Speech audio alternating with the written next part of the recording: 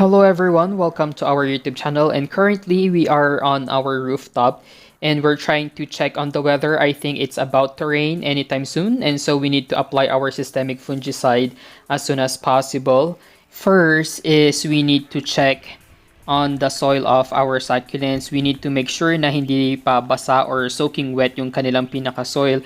If you have watched yung part 1 ng video na ito, I tried to let our succulents sit under the rain overnight para maging well hydrated sila before we apply our systemic fungicide, and that was recorded 3 days ago. Ayun, so I waited for 3 days para at least kahit papano mag-dry yung soil ng ating mga succulents. As you can see here, it's very important to keep our succulents well hydrated before we apply our systemic fungicide kasi most of the time they need at least 7 days to take effect.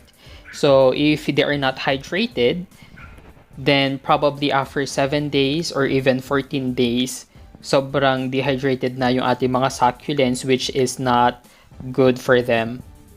For our leaf propagations, we're not gonna be applying any fungicides to them yet kasi it's still very early. They are still young or too young to have those kind of chemicals, kaya we're just gonna be leaving them alone. So for today, we're gonna be using a systemic fungicide. This one, ang pinagkaiba nito doon sa ginagamit natin before na contact fungicide is that since it's a systemic one, it will be absorbed into the plant. And if you're also looking for a fungicide that has no stains, hindi siya magli-leave ng stains sa inyong mga succulents, like what we have before, yung ating Turogi Blue, diba? Magkakaroon siya ng blue stains sa ating mga leaves. But I don't really care about the stains as long as healthy yung ating mga succulents. But if you are trying to avoid these kind of stains, then this kind of fungicide is perfect for you kasi pinangdidilig siya, so directly into the soil nga siya kung gamitin. Sa pag-apply ng ating systemic fungicide, it will now depend on which brand you are using. In my case, I have this pitcher of water na 2.5 liters yung kanyang capacity. And yung isang pack ng ating systemic fungicide is good for 5 liters of water, and therefore I need to add at least half of the pack into this solution. And all we need to do is simply mix it well until ma-completely dissolve nga yung ating powder. And mapapansin niyo hindi talaga siya sobrang white, para lang siyang coconut juice, diba? Malabnaw siyang tignan. After mixing, pwede na natin siyang ipangdilig nga dito sa ating succulent. So directly into the soil lang siya. Ayan, so we don't need to put as much as we can, parang just enough na ma-soak yung kanyang pinaka-soil, and in time, definitely the plant will be absorbing all of this systemic fungicide into its system. Ayan, so ganyan lang yung paglalagay natin ng ating systemic fungicide, including our Mensa here. Ganyan lang siya kasimple. Our West Rainbow as well. Ayan, lalagyan din natin siya. So, all of our succulents today, lalagyan natin sila ng systemic fungicide kasi it's something that I do twice a year. Kumbaga, kung mag-a-apply ako ng systemic fungicide, minsanan, dapat lahat ng aking mga succulents, lalagyan ko na siya. Ayan, so it's okay if mabasa yung kanilang pinaka-leaves. So, lahat ng ating mga succulents today is didiligan natin ng systemic fungicide, although I'm just gonna be choosing some na ipapakita ko sa vlog kasi ang dami nila. Mauubos yung oras natin if we're gonna be vlogging everything. So, ito yung ating leaf propagations na arrangement, and very prone sila sa fungus these bare months, kaya it's important to apply itong ating fungicide sa kanila. Ayan. So, randomly, I'm just trying to aim it directly sa kanilang pinaka-soil. Pero, syempre, hindi natin maiwasan na it will go sa kanilang pinaka-leaves. Especially if very compact yung pagkaka-arrange nitong ating mga succulents. Pero, as I've mentioned earlier, that's completely fine. Ayan. We're gonna be soaking this pot kasi it's a big one. Ayan, so ganyan lang yung ating gagawin for the next coming minutes.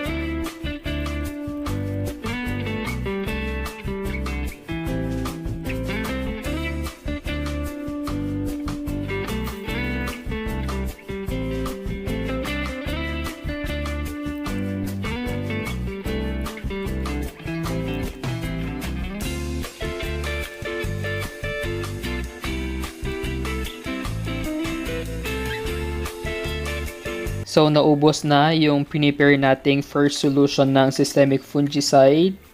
Ayan, so kailangan natin mag-prepare ulit ng panibagong solution so that we can apply it to all of our succulents kasi even our ornamental plants, lalagyan din natin sila for today. Ayan. So, we're now ready again to apply it dito sa ating mga succulent arrangements. Ayan, so pag bare months kasi, alam nyo naman, lumalamig ang ating panahon. Nagkakaroon din tayo ng mga morning dew or hamog sa ating mga succulents almost every day. And of course, our humidity level would be high. And one of the problems nga related sa ating high humidity level is yung ating mga fungal infections kasi our fungi love this kind of condition or environment. They become active during these times. Kaya bago pa nila sirain yung ating mga succulents and other plants, we need to apply this one as a kind of prevention din. So if you don't want to apply any systemic fungicide, yung ating mga contact fungicide would also work. Ayan, so medyo mahirap na maglagay nitong ating fungicide while recording. But sige, basta ilagay lang natin, idilig lang natin ng idilig itong ating mga systemic fungicide sa ating mga succulents.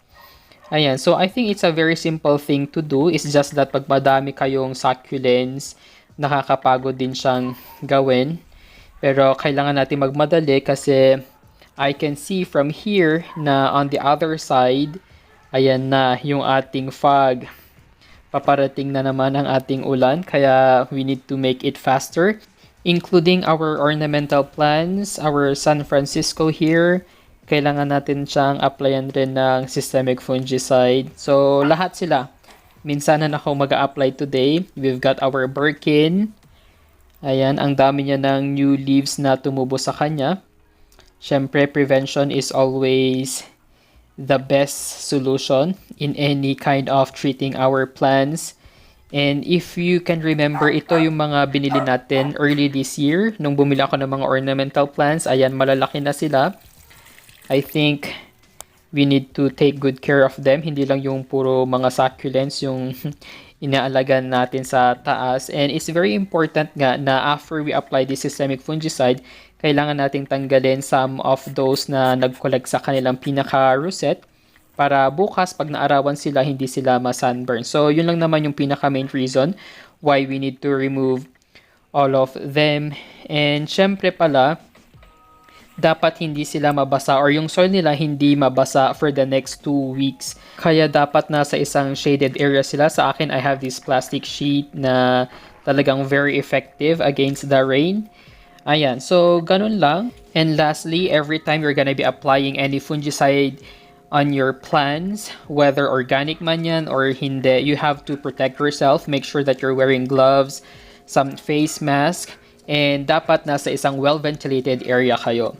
And that's all for today. Thank you guys for watching. Don't forget to like and subscribe to our YouTube channel. You may also visit our Facebook page, A Desert Succulent PH.